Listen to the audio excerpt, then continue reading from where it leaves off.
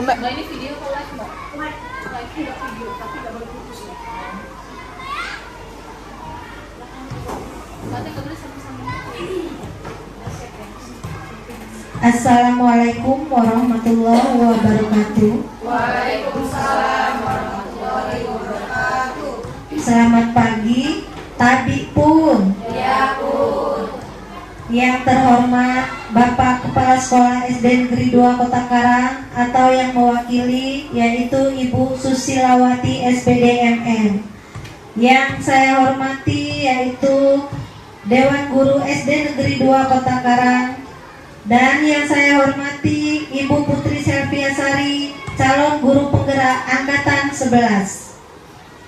Pertama-tama puji syukur kita panjatkan kehadirat Allah Subhanahu wa Ta'ala, karena berkat rahmat dan hidayahnya kita bisa berkumpul di ruangan ini dalam acara diseminasi budaya positif, penerapan konsep-konsep budaya positif di lingkungan sekolah.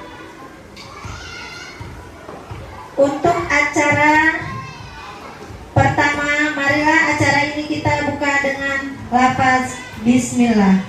Bismillahirrahmanirrahim. Untuk acara kedua, yaitu sambutan dari Bapak Kepala Sekolah SD Negeri 2 Kota Karang atau yang mewakili. Kepada Ibu Sobar, saya persilakan. Terima kasih kepada Ibu Moderator. Assalamualaikum warahmatullahi wabarakatuh. Waalaikumsalam warahmatullahi wabarakatuh. Selamat pagi. Pagi. Tabi Pun. Ya Pun.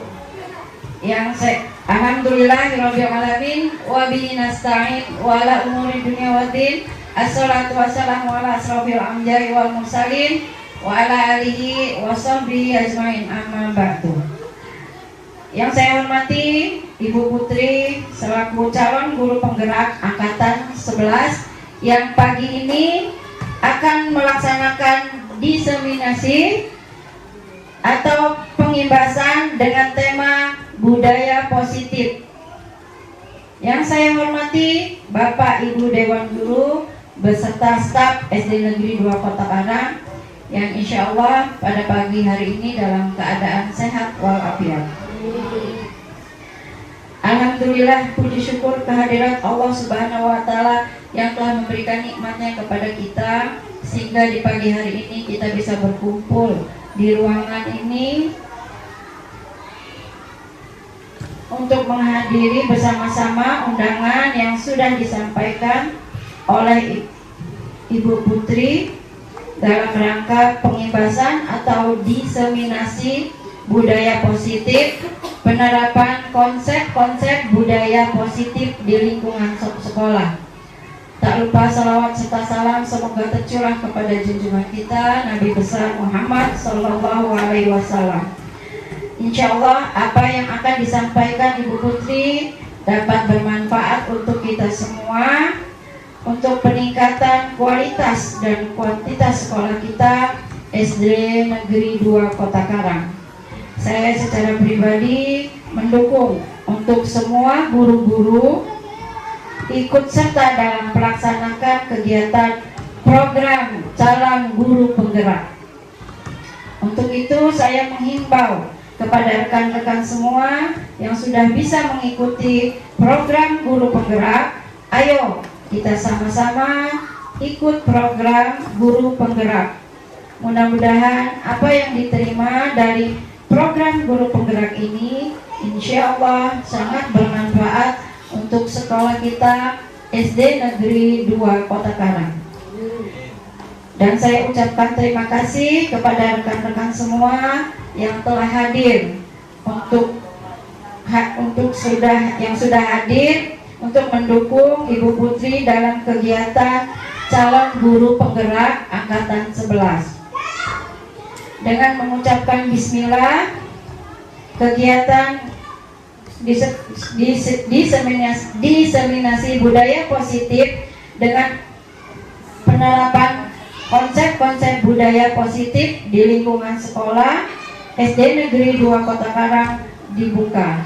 Mari kita buka dengan sama-sama membaca lafaz basmalah. Bismillahirrahmanirrahim.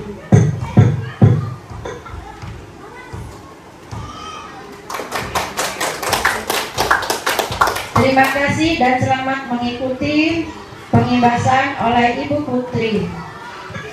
Semoga bermanfaat. Acara saya lanjutkan kepada moderator.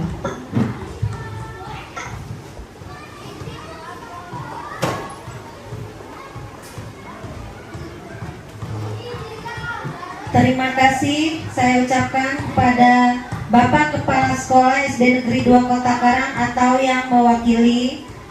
Selanjutnya yaitu acara inti, yaitu akan disampaikan oleh Ibu Putri Selviasari selaku calon guru penggerak angkatan 11. Kepada Ibu saya persilakan.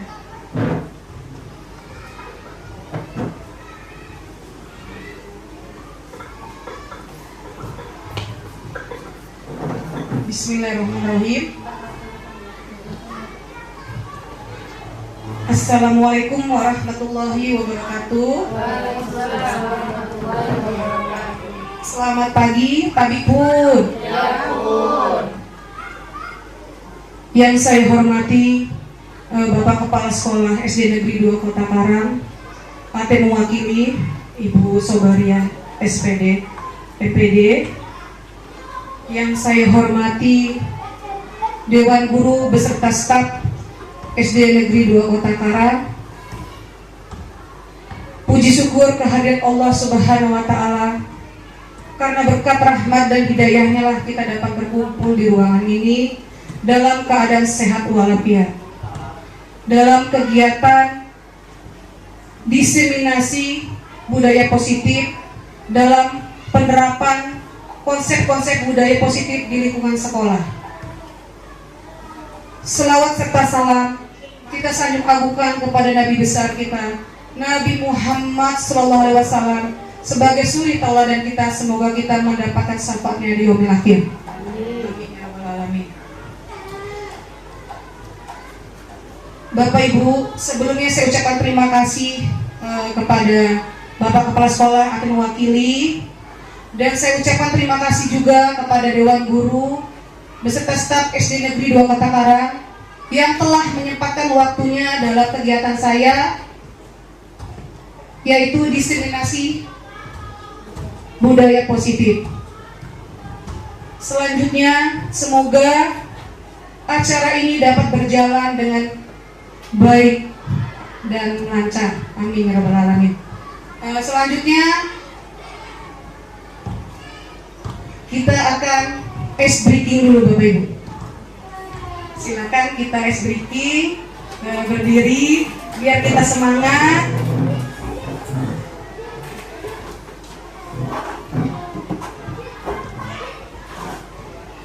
Kita untuk semangat dulu ya Bapak Ibu ya.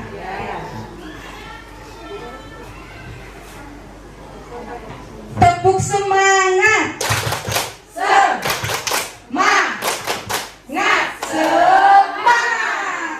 Satu lagi, sekali lagi. Profil pelajar Pancasila. Oke, 1, 2, 3. Pelajar Pancasila beriman dan bertakwa pada Tuhan yang esa dan berakhlak mulia, berkebinekaan global, gotong royong mandiri, kreatif dan bernalar kritis. Oke, terima kasih. Terima kasih Bapak Ibu. Selanjutnya adalah pemaparan dari diseminasi budaya positif. Next. Di sini saya didampingi oleh Ibu Rofiatul Mayasari, SPD, berinstansi di TK Dharma Wanita Trimulyo sebagai fasilitator, dan selanjutnya adalah Ibu Sri Astuti, SPD, berinstansi di SMP Negeri 32 Bandar Lampung sebagai pengajar praktik. Di sini saya akan memaparkan konsep-konsep modul 1.4. Yang pertama adalah disiplin positif. dan nilai-nilai kebajikan universal. Yang kedua adalah teori motivasi hukuman, penghargaan, dan restitusi.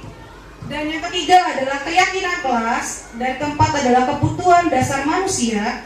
Dan kelima adalah 5 posisi kontrol. Dan keenam adalah segitiga restitusi. Next. Selanjutnya adalah disiplin positif. Perubahan paradigma, kegiatan kepalan tangan. Ada A dan B, Anda dan teman Anda. Sobeklah secari kertas kecil, tuliskan benda atau sesuatu yang sangat berharga untuk Anda. Letakkan di salah satu tangan Anda dan genggam benda atau sesuatu tersebut dengan segala daya. Buatlah sebuah kepala. Teman Anda atau B akan mencoba dengan sekuat tenaga dengan berbagai cara untuk meminta Anda memberikan benda tersebut. B bisa membujuk, mengancam, menghardik, merayu, menyuap apa saja agar dapat membuka kepalan tangan Anda. Apa yang terjadi? Next. Selanjutnya adalah teori kontrol, Dr. William Glasser. Yang pertama, ilusi guru mengontrol murid. Yang kedua, ilusi bahwa semua penguatan positif, efektif, dan bermanfaat. Dan yang ketiga, ilusi bahwa kritik dan membuat orang merasa bersalah dapat menguatkan karakter. Dan keempat, ilusi bahwa orang dewasa memiliki hak untuk memaksa. Next. Bagaimana seseorang bisa berubah dari paradigma stimulus atau respon kepada pendekatan teori kontrol? Menurut Stephen R.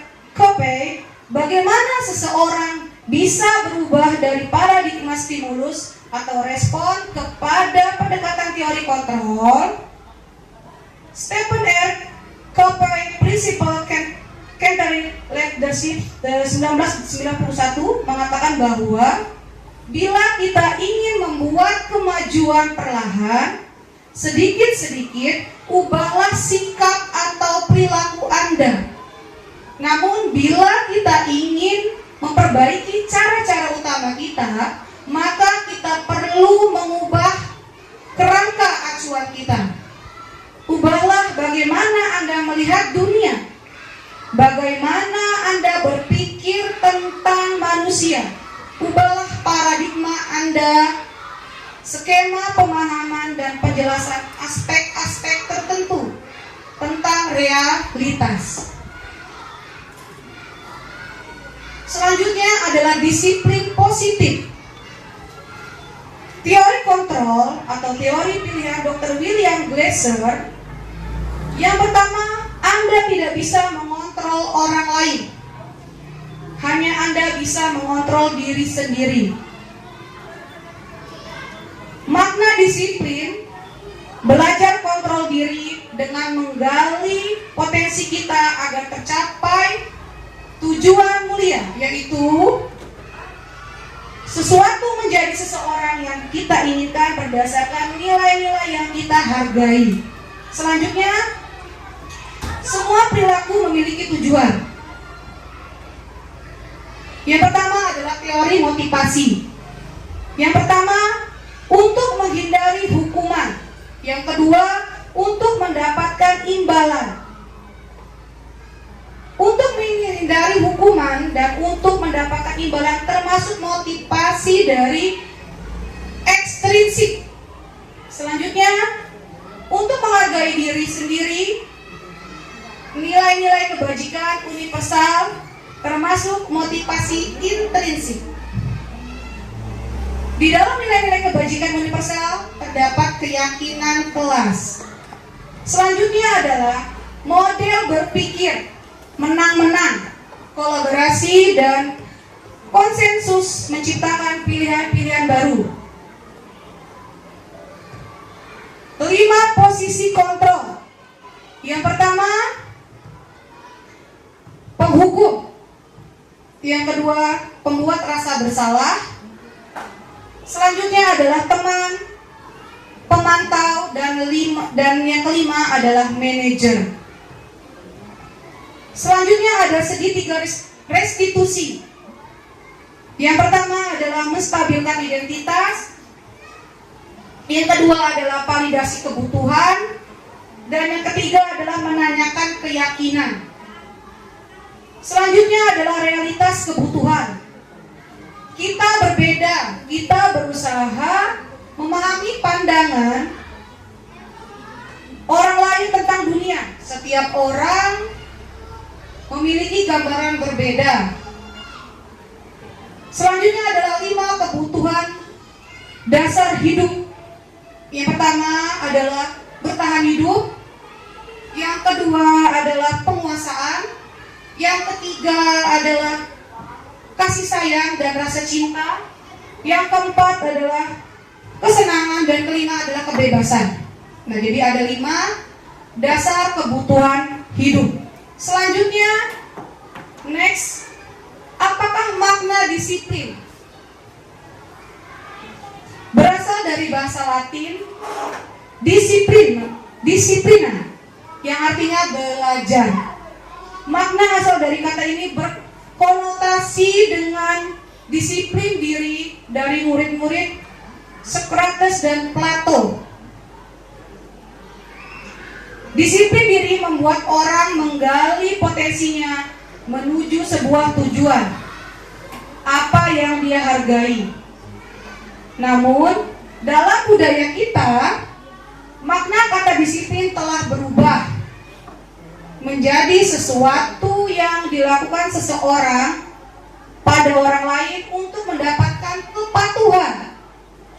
Kecenderungan umum adalah menghubungkan kata disiplin dengan ketidaknyamanan, bukan dengan apa yang kita hargai atau pencapaian suatu tujuan mulia.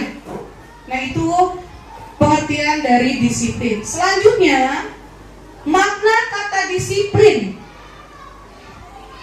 Ketika mendengar kata disiplin, apa yang terbayang di benak Anda? Apa yang terlintas di pikiran Anda?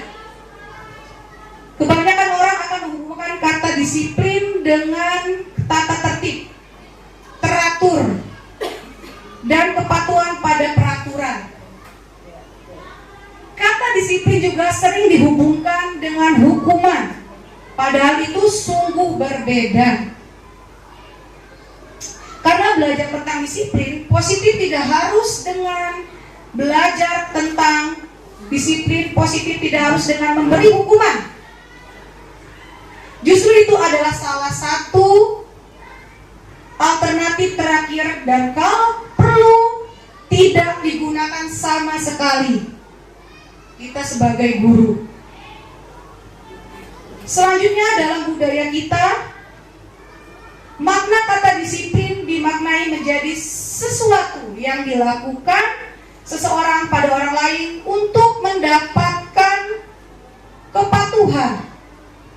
Kita cenderung menghubungkan kata disiplin dengan ketidaknyamanan. Selanjutnya, Bapak Pendidikan kita, Bapak Ki Hajar Dewantara, menyatakan bahwa di mana ada kemerdekaan, disitulah harus ada disiplin yang kuat. Sesungguh pun disiplin itu bersifat self-disiplin, yaitu kita sendiri yang mewajibkan kita dengan sekeras-kerasnya, tetapi itu sama saja. Sebab jikalau kita tidak cakap melakukan self-disiplin, wajiblah penguasa lain mendisiplin diri kita. Dan peraturan demikian itulah yang harus di dalam suasana yang merdeka. Ki Hajar Dewantara,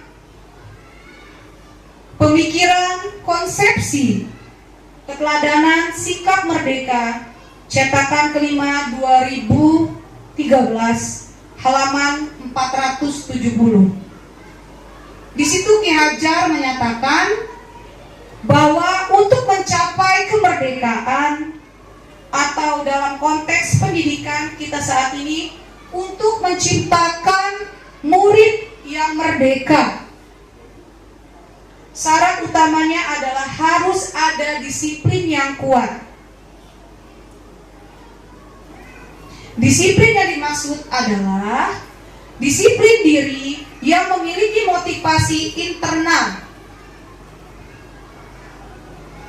Jika kita tidak memiliki motivasi internal, maka kita tidak memerlukan pihak lain untuk mendisiplinkan kita atau motivasi eksternal, karena berasal dari luar, bukan dari dalam diri kita sendiri.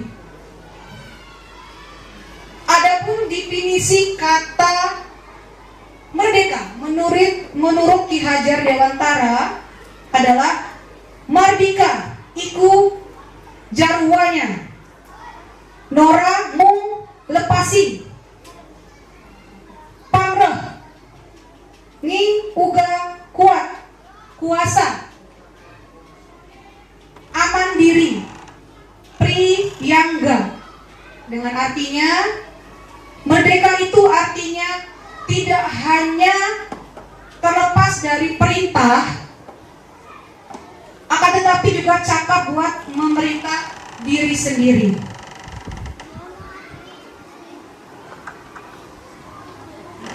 Makna disiplin, pemikiran Ki Hajar Dewantara ini sejalan dengan pandangan Dien Gosen dalam bukunya Restructuring School Discipline 2001. Dia menyatakan bahwa arti dari kata disiplin berasal dari bahasa Latin yang artinya disiplin, disiplina yang artinya belajar.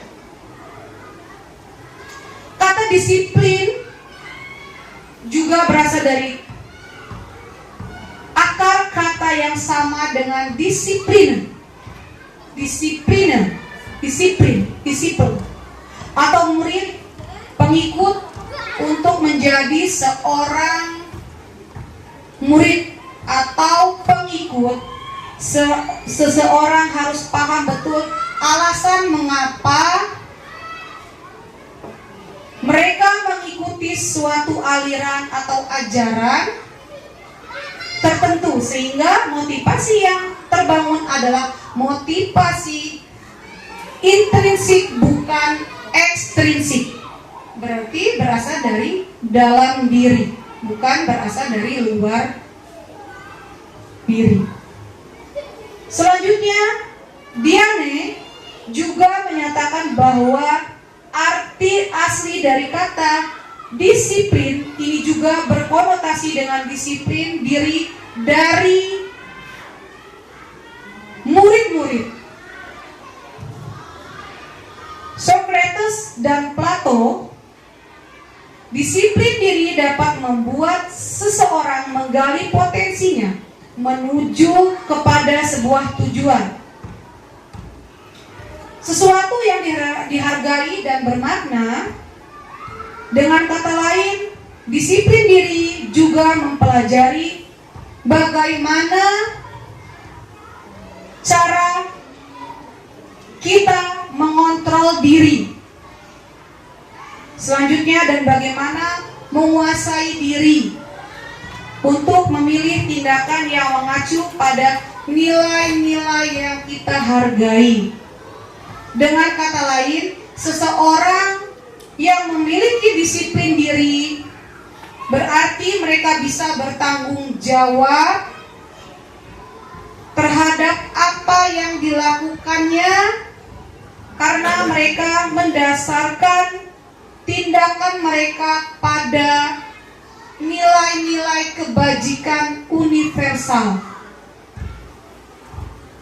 Hal ini Ki Hajar menyatakan pertanggungjawaban atau Verantwoordelingskracht itulah selalu menjadi sisihannya hak atau kewajiban dari seseorang yang pegang kekuasaan atau pimpinan dalam umumnya.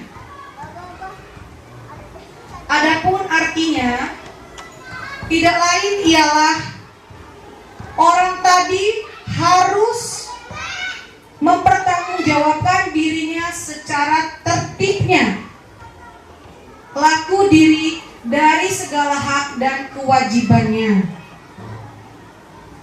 Ki Hajar Dewantara, pemikiran, konsepsi, keteladanan, sikap merdeka, cetakan kelima 2013 halaman 469. Sebagai pendidik, tujuan kita adalah menciptakan anak-anak yang memiliki disiplin diri sehingga mereka bisa berperilaku dengan mengacu pada nilai-nilai kebajikan universal dan memiliki motivasi intrinsik dan ekstrinsik. Selanjutnya adalah nilai-nilai kebajikan universal. Nilai-nilai kebajikan adalah sifat-sifat positif manusia yang merupakan tujuan mulia yang ingin dicapai setiap individu. Nilai-nilai tersebut bersifat universal dan lintas bahasa, suku, bangsa, agama maupun latar belakang. Setiap perilaku atau perbuatan memiliki suatu tujuan. Dr. William Glasser pada teori kontrol 1984. Selanjutnya, dengan mengaitkan nilai-nilai kebajikan yang diyakini seseorang, maka motivasi intrinsiknya akan terbangun sehingga menggerakkan motivasi dari dalam untuk dapat mencapai tujuan mulia yang diinginkan. Diane Gosen 1998. Selanjutnya adalah nilai-nilai kebajikan yang ingin dicapai oleh setiap anak Indonesia. Kita kenal dengan profil pelajar Pancasila. Yang pertama, beriman, bertakwa dan berakhlak mulia. Selanjutnya adalah mandiri, bernalar kritis, berkebinekaan global, gotong royong dan kreatif.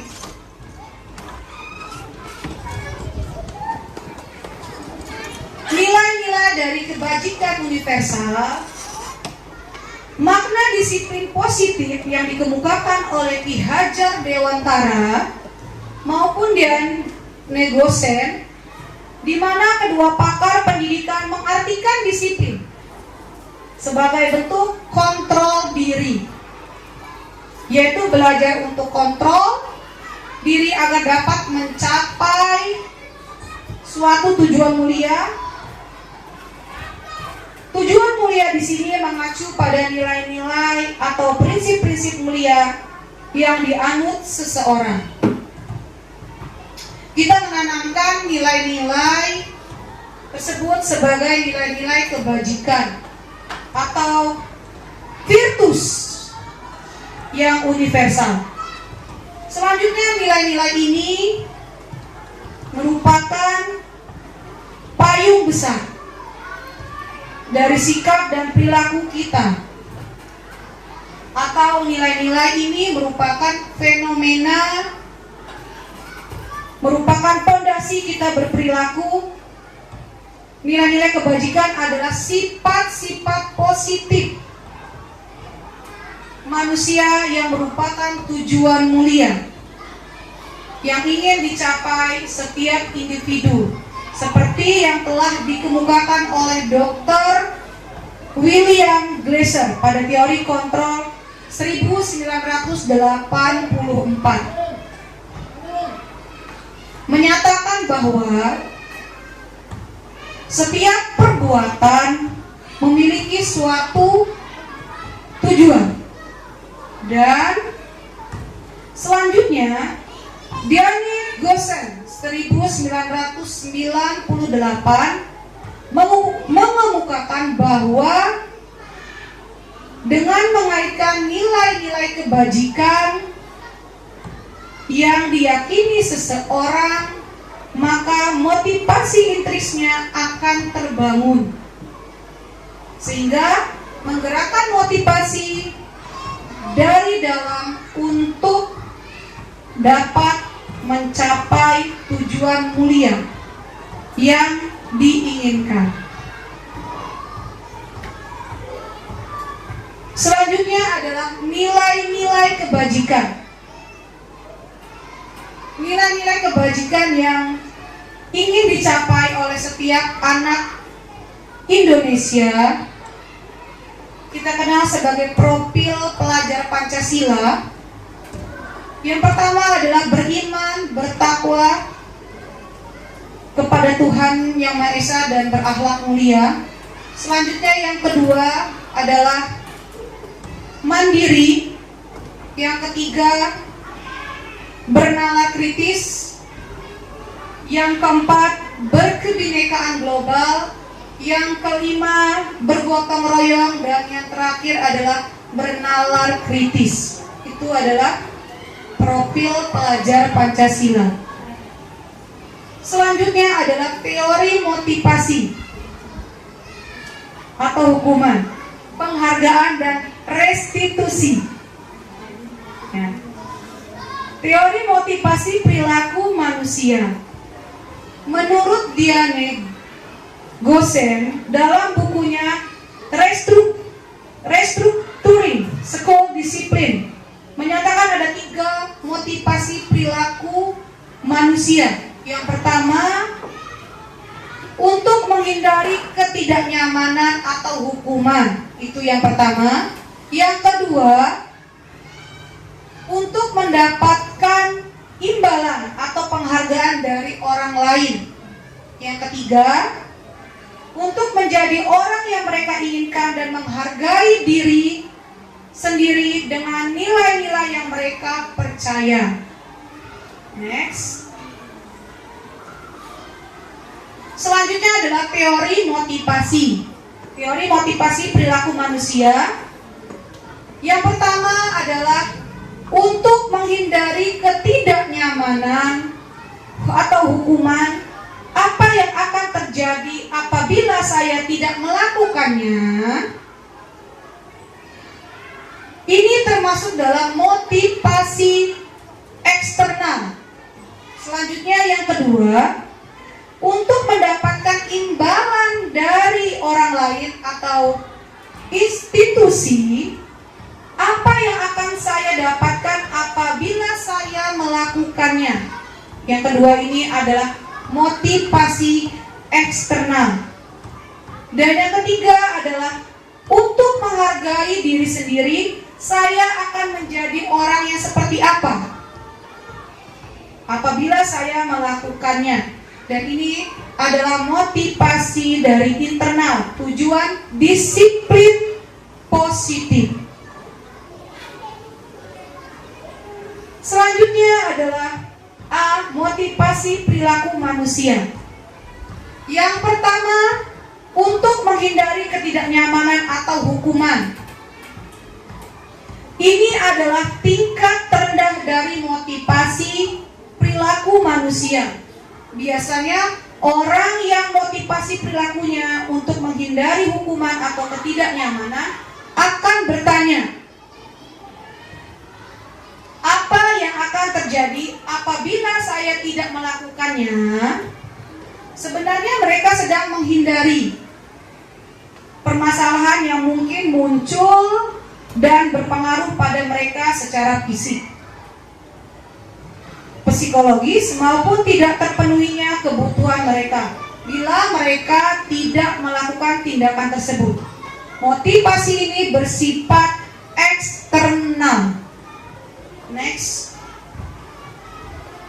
Yang kedua, untuk mendapatkan imbalan atau penghargaan dari orang lain, satu tingkat di atas motivasi yang pertama. Di sini orang berperilaku untuk mendapatkan imbalan atau penghargaan dari orang lain. Orang dengan motivasi ini akan bertanya, apa yang akan saya dapatkan apabila saya melakukannya? Mereka melakukan sebuah tindakan untuk mendapatkan pujian dari orang lain yang menurut mereka penting dan mereka letakkan dalam dunia berkualitas mereka. Mereka juga melakukan sesuatu untuk mendapatkan hadiah, pengakuan atau imbalan. Motivasi ini juga bersifat eksternal. Selanjutnya yang ketiga, untuk menjadi orang yang mereka inginkan dan menghargai diri sendiri dengan nilai-nilai yang mereka percaya, orang dengan motivasi ini akan bertanya, akan menjadi orang yang seperti apa apabila saya melakukannya. Mereka melakukan sesuatu karena nilai-nilai yang mereka yakini dan hargai, dan mereka melakukannya karena mereka ingin menjadi orang yang melakukan nilai-nilai yang mereka yakini tersebut. Ini adalah motivasi yang akan membuat seseorang memiliki disiplin positif karena motivasi berperilakunya bersifat internal, bukan eksternal. Selanjutnya, dihukum oleh penghargaan. Aficon Punished by Reward 1993, wawancara ASCD Annual Conference Maret 1995, mengemukakan baik penghargaan maupun hukuman adalah cara-cara mengontrol perilaku seseorang yang menghancurkan potensi untuk pembelajaran yang sesungguhnya. Menurut Kohn, secara ideal tindakan belajar itu sendiri adalah penghargaan sesungguhnya. Selanjutnya adalah dihukum oleh penghargaan. Di sini ada beberapa. Yang pertama adalah pengaruh jangka pendek dan jangka panjang. Selanjutnya yang kedua, penghargaan tidak efektif. Yang ketiga, penghargaan merusak hubungan. Yang keempat, penghargaan mengurangi ketepatan. Selanjutnya yang kelima, penghargaan menurunkan kualitas. Selanjutnya, penghargaan mematikan kreativitas. Dan selanjutnya, penghargaan menghukum. Dan yang terakhir adalah motivasi dari dalam diri atau intrinsik. Selanjutnya adalah bentuk dari program kebajikan atau apresiasi. Dalam memberikan apresiasi atau pengakuan, perlu diingat beberapa hal. Yang pertama adalah beri pengakuan secara khusus. Yang kedua adalah beri pengakuan secara pribadi. Yang ketiga adalah beri pengakuan kepada semua murid atau bergantian. Dan yang keempat adalah beri pengakuan secara konsisten. Dan kelima adalah fokus pada proses. Next.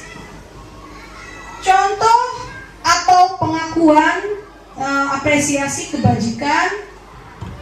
Yang pertama adalah pembuka. Kemarin saya perhatikan, saya menghargai dan terima kasih untuk. Di sini nilai kebajikan yang dimiliki adalah rasa empatimu besar sekali, kepedulianmu dan rasa tanggung jawabmu. Situasi yang pertama adalah menolong murid baru di kelas kita. Selanjutnya yang kedua, pada saat kamu membantu teman-temanmu di tugas kelompok. Dan yang ketiga, pada saat kamu memungut kertas-kertas yang berserakan di lantai. Tindakan guru. Nah, di sini ada hukuman dan konsekuensi. Yang pertama, mencatat 100 kali di dalam buku kalimat, saya tidak akan terlambat lagi karena terlambat ke sekolah. Ini merupakan hukuman atau konsekuensi. Jadi jawabannya adalah hukuman. Selanjutnya yang kedua, lari mengelilingi lapangan basket 2 kali karena terlambat hadir di sekolah. Itu termasuk dalam hukuman. Yang ketiga, murid diminta untuk push up 15 kali karena tidak menggunakan masker ke sekolah, termasuk hukuman. Selanjutnya yang keempat, menggantikan kertas tugas teman yang telah dicoret-coret, termasuk konsekuensi. Dan selanjutnya membersihkan tumpahan air di meja tulis karena tersenggol pada saat belajar, termasuk konsekuensi. Dan yang keenam, murid disuruh untuk tidak mengenakan sepatu seharian di sekolah karena tidak mengenakan sepatu hitam, termasuk dalam hukuman. Dan terakhir, lari mengelilingi lapangan basket 2 kali karena terlambat 10 menit untuk pelajaran PJOK, termasuk konsekuensi. Selanjutnya, perbedaan hukuman dan konsekuensi. Hukuman sesuatu yang menyakitkan harus terjadi, membuat anak sakit atau fisik maupun hati untuk jangka waktu lama. Anak membenci kedisiplinan, paksaan, mendorong anak menyakiti diri sendiri, konsep diri yang buruk. Anak belajar untuk menyembunyikan kesalahan, marah, rasa bersalah, dipermalukan, merasa tidak dihargai. Semua ini adalah termasuk dari hukuman. Selanjutnya yang konsekuensi, sesuatu harus terjadi, membuat anak merasa tidak nyaman dalam jangka waktu pendek. Kalau tadi hukuman merupakan jangka waktu lama, kalau konsekuensi jangka waktu pendek. Selanjutnya, kalau konsekuensi anak menghargai disiplin. Hukuman tadi anak membenci kedisiplinan. Konsekuensi anak menghargai disiplin. Konsekuensi stimulus tanggapan. Konsekuensi mendorong anak agar mudah menyesuaikan diri. Seperti tadi kalau hukuman mendorong anak menyakiti diri sendiri. Selanjutnya adalah konsep diri yang baik. Hukuman tadi konsep diri yang buruk, kebalikannya. Konsekuensi anak belajar untuk mematuhi peraturan. Kehilangan hak, dibuat tidak nyaman, diasingkan untuk sementara atau time out. Ini adalah perbedaan antara hukuman dengan konsekuensi. Apa itu restitusi? Restitusi adalah proses menciptakan kondisi bagi murid untuk memperbaiki kesalahan mereka sehingga mereka bisa kembali pada kelompok mereka dengan karakter yang lebih kuat. Restitusi juga merupakan proses kolaboratif yang mengajarkan murid untuk mencari solusi untuk masalah mereka dan membantu murid berpikir tentang orang seperti apa yang mereka ingin menjadi tujuan mulia dan bagaimana mereka harus memperlakukan orang lain. Gosen 2004. Selanjutnya, sesuatu yang menyakitkan harus terjadi. Sesuatu harus terjadi. Restitusi merupakan pilihan. Tidak nyaman untuk murid anak untuk jangka waktu panjang. Tidak nyaman untuk murid anak untuk jangka waktu pendek. Menguatkan untuk murid atau anak dalam jangka waktu panjang. Selanjutnya, korban mendapatkan keadilan. Korban bisa diabaikan. Korban mendapatkan ganti. Murid atau anak akan tersakiti. Murid atau anak dibuat tidak nyaman. Murid atau anak mendapatkan penguatan. Perilaku pasif atau agresif meningkat. Penguatan hanya bertahan dalam jangka waktu pendek. Murid belajar bertanggung jawab untuk perilakunya. Selanjutnya, berlakunya hanya pada sebuah institusi, tidak berlanjut pada kenyataan nyata. Selanjutnya, membantu penerapan mengikuti peraturan dalam masyarakat. Fokus pada pemecahan masalah dalam jangka waktu panjang. Peraturannya adalah kamu harus. Apa peraturannya? Mampukah kamu melakukannya? Terima kasih. Apa yang kamu yakini? Apa yang bisa kamu lakukan untuk memperbaiki masalah ini? Next. 9 ciri-ciri restitusi. Yang pertama, bukan untuk menebus kesalahan, namun untuk belajar dari kesalahan. Yang kedua, memperbaiki hubungan. Yang ketiga, tawaran, bukan paksaan. Yang keempat, restitusi menuntun untuk melihat ke dalam diri. Yang kelima, restitusi mencari kebutuhan dasar yang mendasari tindakan. Yang keenam, restitusi diri adalah cara yang paling baik.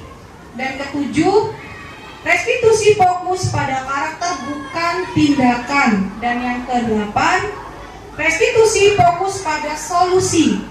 Dan yang kesembilan, terakhir, restitusi mengembalikan murid yang berbuat salah pada kelompoknya. Selanjutnya adalah keyakinan kelas. Mengapa tidak peraturan saja? Mengapa harus keyakinan kelas? Yang pertama, mengapa kita memiliki peraturan harus menggunakan helm bila mengendarai kendaraan roda 2? Yang kedua, mengapa kita memiliki peraturan 3M? Menggunakan masker, mencuci tangan dan menjaga jarak 1,5 meter. Selanjutnya yang ketiga, mengapa kita memiliki peraturan harus datang tepat waktu?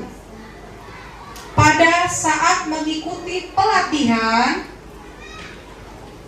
untuk mendukung motivasi intrinsik, kembali ke nilai-nilai atau keyakinan-keyakinan lebih menggerakkan seseorang dibandingkan mengikuti serangkaian peraturan-peraturan. Next. Budaya positif, lingkungan positif, keyakinan kelas dan peraturan kelas. Yang mana yang merupakan keyakinan kelas? Mengapa? Kesepakatan kelas, datang tepat waktu, mengucap salam, menjaga kebersihan sekolah, berdoa sebelum dan sesudah kegiatan, aktif dalam pembelajaran.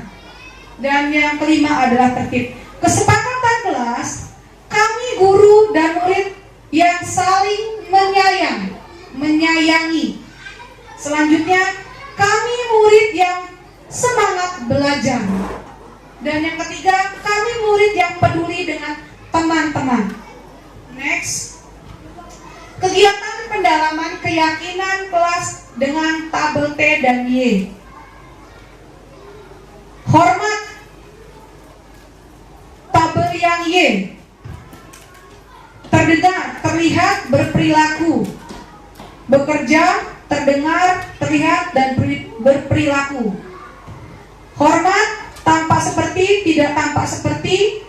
Bekerja, tampak seperti, tidak tampak seperti. Diterima dan dimiliki, tampak seperti dan tampak tidak seperti. Di sini hormat, kami meyakini bahwa sangat penting untuk menghormati semua orang dan barang milik orang lain. Bekerja, kami meyakini bahwa sangat penting untuk mengerjakan segala pekerjaan atau mengikuti kegiatan yang telah ditugaskan. Selanjutnya, diterima dan dimiliki. Kami meyakini bahwa sangat penting untuk merasa diterima pada suatu kelompok dan saling peduli satu dengan yang lainnya. X. Kegiatan pendalaman keyakinan kelas tabel T dan Y. Terdengar. Satu orang berbicara, yuk saya bantu. Kita bisa selesaikan ini bersama. Terima, tolong ya, permisi, boleh saya pinjam? Nanti akan segera saya kembalikan. Terlihat, berempati terhadap perasaan orang lain, memegang barang milik orang lain hanya dengan izinnya. Selanjutnya, mendengarkan dengan seksama, senantiasa berbuat baik dan berbagi. Selanjutnya adalah berperilaku, tersenyum ramah, memberikan salam hormat, berjabat tangan. Selanjutnya, namaste, meletakkan tangan di dada, salim, memberikan ruang bekerja, postur tubuh yang tenang. Di sini adalah hormat, tampak seperti datang tepat waktu, tidak tampak seperti sering hadir terlambat. Selanjutnya, menyapa teman yang guru di setiap hari, tidak tampak seperti tidak acuh kepada teman dan guru.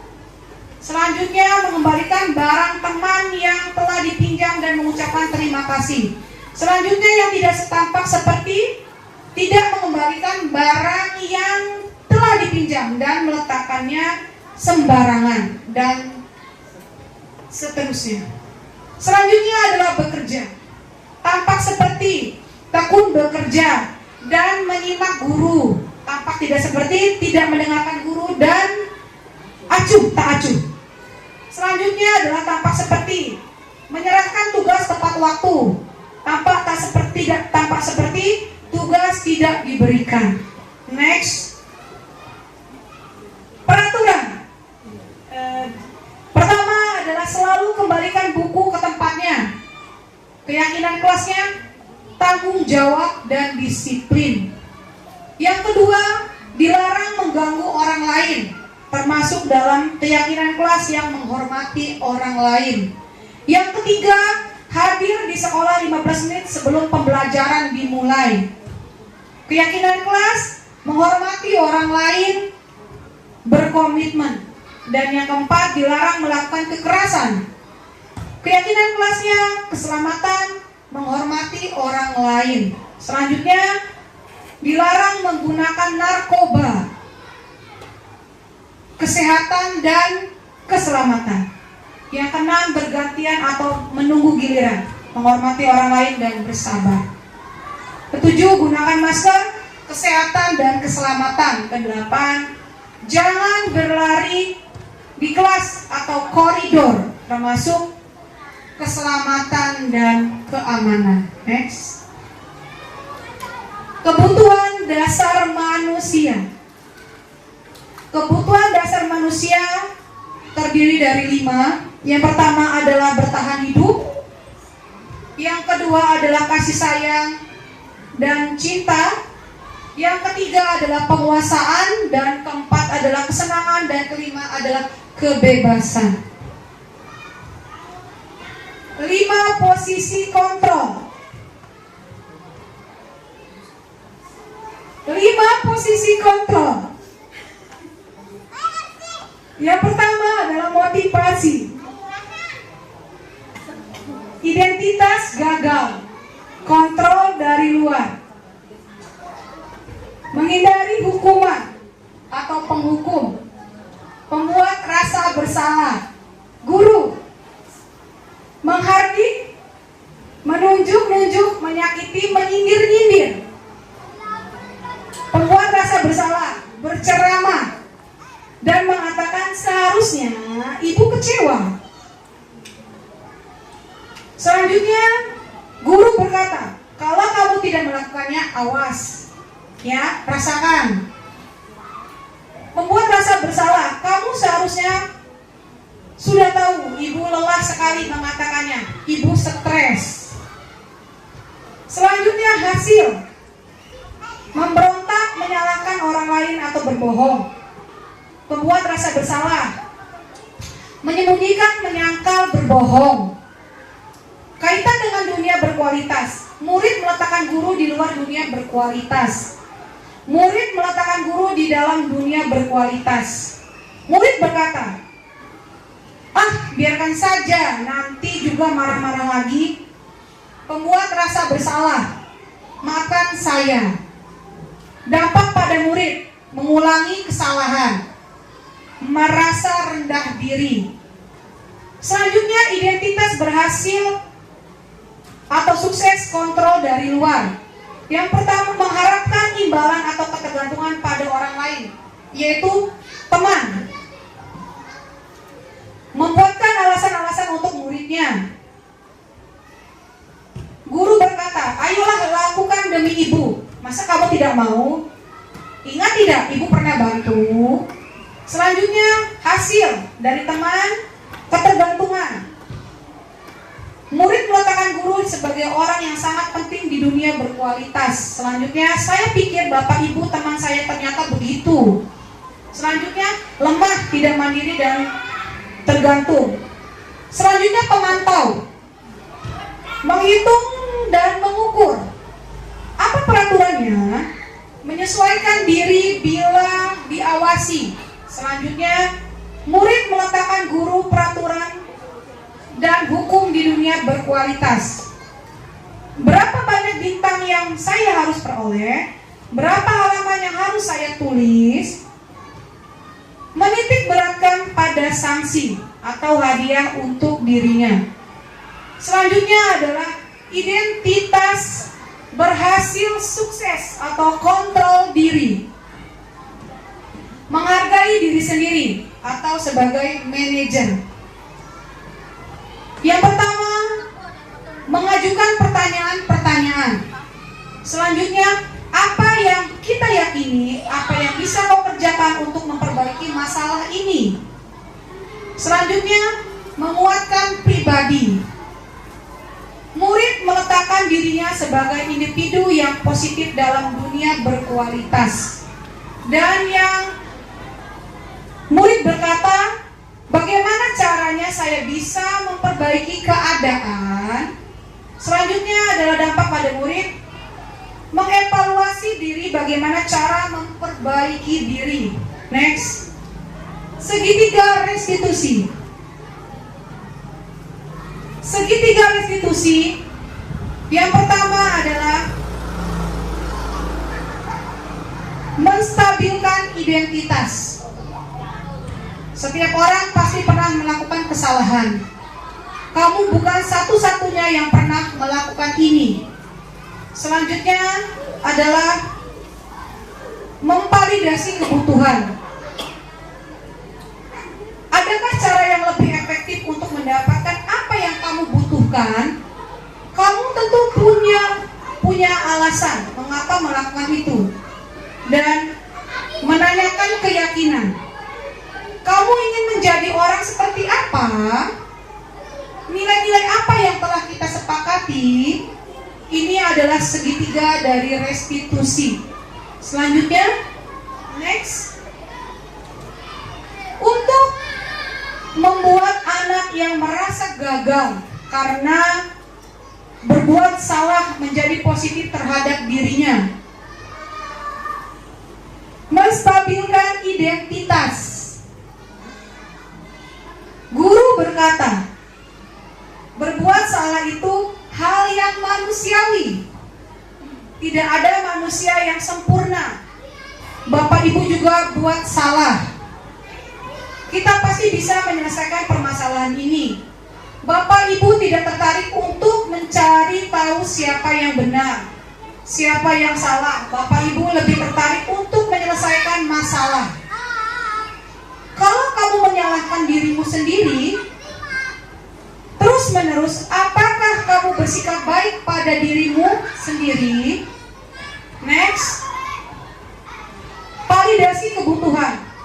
Membantu murid mengenali basic atau need kebutuhan dasar yang ingin dipenuhinya ketika melakukan kesalahan itu. Pada dasarnya, setiap tindakan manusia tujuannya adalah kebutuhan dasar. Apakah itu penguasaan, kebebasan, rasa diterima, kesenangan, dan bertahan hidup? Guru berkata, kamu bisa saja kan melakukan hal yang lebih buruk, tapi kamu tidak melakukannya. Kamu pasti punya alasan mengapa melakukannya. Apa yang penting bagi kamu? Kamu boleh tetap berusaha menjaga sikap itu, tapi tambahkan sikap yang lain, yang baru. Selanjutnya, maukah kamu belajar cara lain untuk mendapat yang kamu butuhkan tanpa harus memukul? Selanjutnya, apakah kamu bisa melakukan dengan lebih baik besok lagi? Menanyakan keyakinan. Anak melihat kesalahannya dihubungkan norma sosial dan nilai-nilai yang mendasari manusia berinteraksi dengan orang lain. Guru berkata, apa nilai yang kita percaya di kelas, sekolah kita, nilai-nilai universal apa yang telah kita sepakati? Kelas yang ideal itu seperti apa sih? Kamu ingin jadi anak seperti apa? Apa yang kamu rasakan ketika kamu melakukan itu? Kamu menjadi orang yang seperti apa? Intervensi 30 detik. Intervensi ini bisa membantu murid kembali ke tujuan semula dengan cukup singkat dan dengan cara non-konfrontatif. Pertanyaan-pertanyaan yang diajukan biasanya dikemukakan oleh seorang pemantau dan manajer. Yang pertama, apakah kamu ingin berbuat lebih baik? Yang kedua, apakah saat ini kamu sedang menjadi orang yang sedang kamu inginkan? Yang ketiga, apakah kamu bisa mengubah kegiatan atau perilaku kamu saat ini menjadi sikap yang lebih membantu? Selanjutnya, apakah wajar membuat kesalahan? Bisakah kita memperbaikinya? Apa yang kamu lakukan saat ini sesuai? Oke? Kapan kamu siap untuk mulai? Peraturannya apa? Sepertinya kamu punya masalah. Saya bisa bantu apa? Saat ini kamu seharusnya berbuat apa? Apa yang bisa saya bantu agar kamu bisa melakukannya? Apakah saya bisa bantu kamu agar dapat segera mulai? Apakah tugas kamu saat ini? Bagaimana kamu ingin diperlakukan pada kegiatan ini? Bisakah kamu melakukannya? Apa yang kamu inginkan? Peraturannya apa? Next. Terima kasih. Salam dan bahagia, tergerak, bergerak, dan menggerakkan. Selanjutnya adalah diskusi dan tanggapan.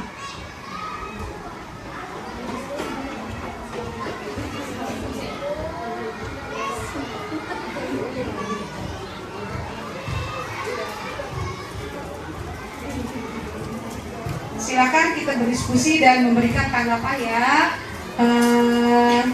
rekan-rekan. Oke, silakan yang pertama tadi.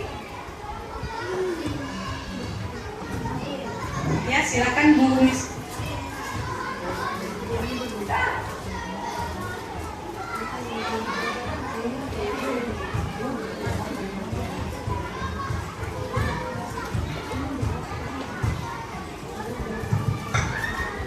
Untuk pengantar nomor 1 yaitu tindakan guru berjemur di lapangan basket pukul 12.00 siang karena mengobrol dengan teman. Bentuk hukuman atau konsekuensi. Silakan. Oke, izin menjawab. Bentuk hukuman atau konsekuensi yaitu bentuk hukuman. Ya, betul. Selanjutnya yang kedua, Bu. Yang kedua, tindakan guru membersihkan coretan yang dibuatnya di meja tulis. Bentuk hukuman atau konsekuensi.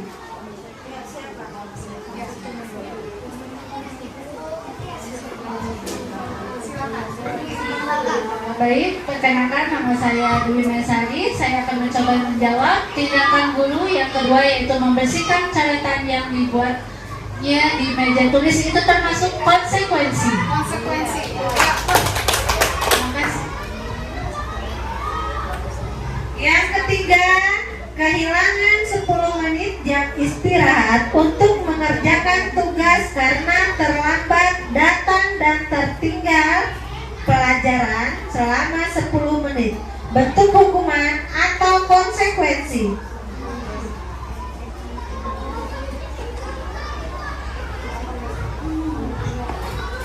Perkenalkan, nama saya Ibu Sri Walianingsih. Saya akan mencoba menjawab. Untuk butir soal nomor 3 itu adalah konsekuensi. Terima kasih.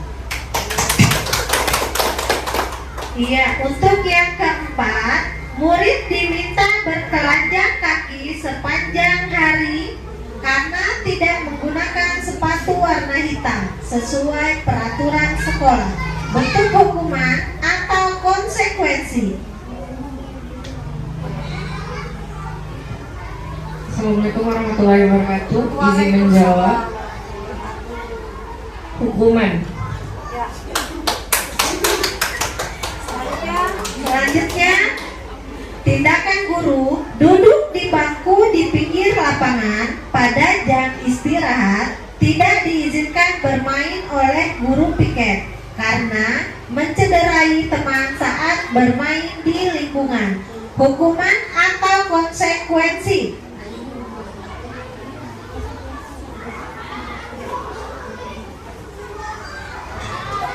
Bantu menjawab.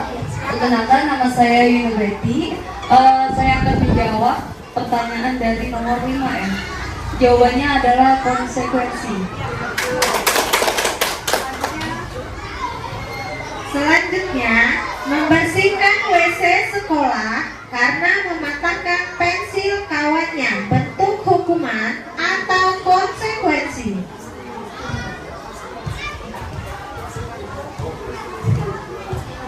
Izin menjawab, membersihkan WC sekolah karena mematahkan pensil kawannya itu termasuk hukuman karena jika konsekuensi, tindakan guru seharusnya menyuruh anak murid untuk mengganti pensil yang telah dipatahkan. Terima kasih. Selanjutnya, terlambat hadir di pembelajaran dari daring 15 menit dan diminta untuk tinggal 15 menit sesudah kelas usai untuk membahas ketertinggalan pembelajaran. Bentuk hukuman atau konsekuensi.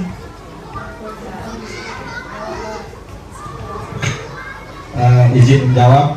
Nomor 7, terlambat hadir di pembelajaran daring 15 menit dan diminta untuk tinggal 15 menit sesudah kelas usai untuk membahas ketertinggalan pembelajaran itu konsekuensi. Terima kasih. Oke, terima kasih. Nah, sekarang kita lihat jawaban dari diskusi kita. Apakah benar, teman-teman? Yeay, benar. Jadi betul sekali ya. Yang pertama adalah berjemur di lapangan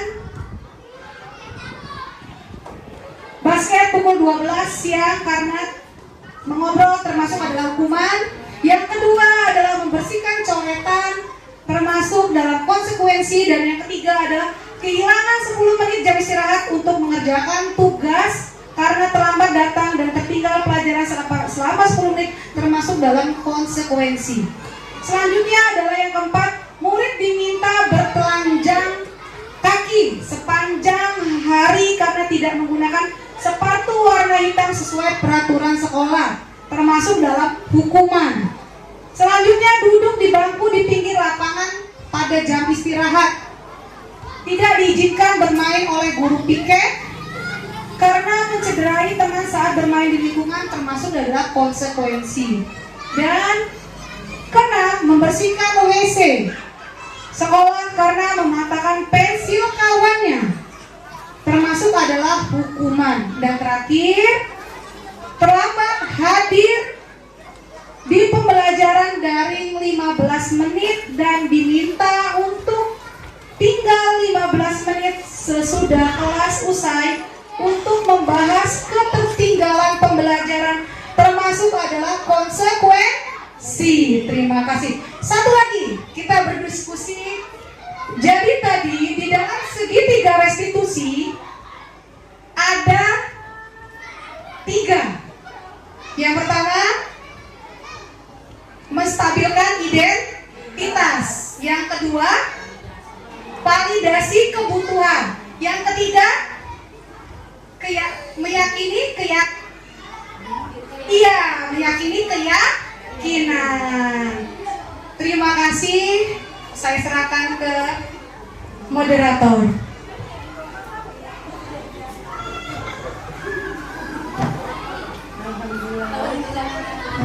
Itulah tadi sampaian yang dilakukan oleh Ibu Putri Selviasari selaku CGP Angkatan 11. Kepada Ibu Putri kita beri tepuk tangan. Terima kasih kepada Bapak Ibu Guru yang sudah mengikuti jalannya acara yang diselenggarakan oleh Ibu Putri. Diseminasi disiplin positif, dan saya pribadi mohon maaf jika ada kata-kata atau penyampaian saya yang kurang berkenan. Kepada Allah saya mohon ampun. Saya akhiri. Wassalamualaikum warahmatullahi wabarakatuh. Dan mari kita tutup acara ini dengan melafazkan hamdalah. Terima kasih.